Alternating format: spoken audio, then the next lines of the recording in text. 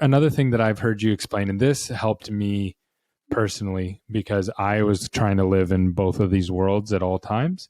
And you broke it down in such a way that helped me understand that you can't do that. You kind of have to pick. And it's your growth versus chaos metric or formula, whatever you want to call it. Could you break that down? Just like pretend I've never heard of it before, and kind of walk me through where businesses go through that and how they have to start thinking about their operations. So growth, the easiest way I can visualize this is like there's a stamp, right? And you're just stamping out. It's like, I have a proven process. I understand what I need to do, or I understand it relatively well. We've proven that we know how to do this. So think of growth as like a stamp, and think of chaos as like this area of something that you haven't really done before. And so it's more like this blank canvas that requires rapid learning and a lot of infrastructure to make that rapid learning and communication possible.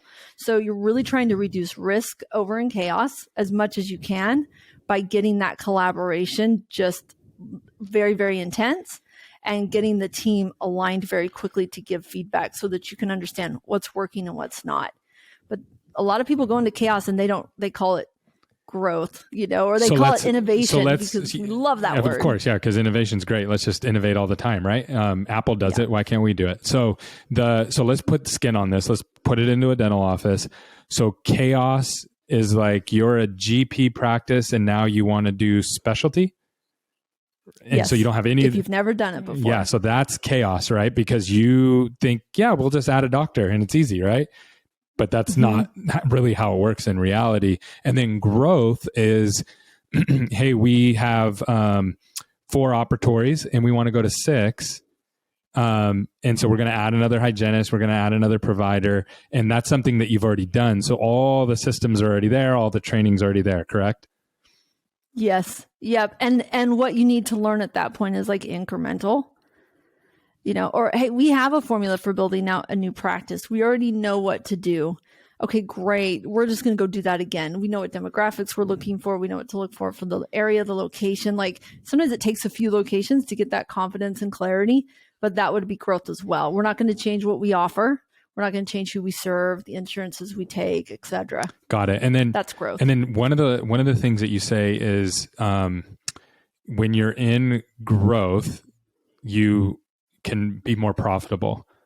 But when you're in chaos, tell me about that and tell me kind of what dentists tend to do in the chaos phase.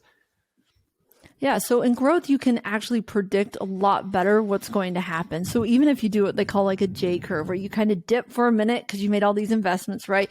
You have this path to come back up and there's an agreed upon like performance, so to speak, or this financial outcome.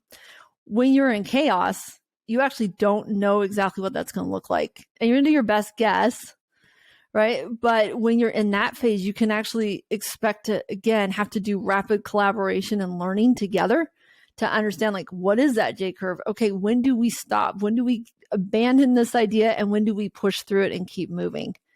So do dentists tend to try to save money in chaos and try to become profitable in your experience? Yes. And is that... And they're really frustrated when it isn't. And they actually think that it's a reflection of the people that they've hired and their executive team, et cetera. They're like, why is this happening? And so one thing I want to teach them is like, hey, that's gravity.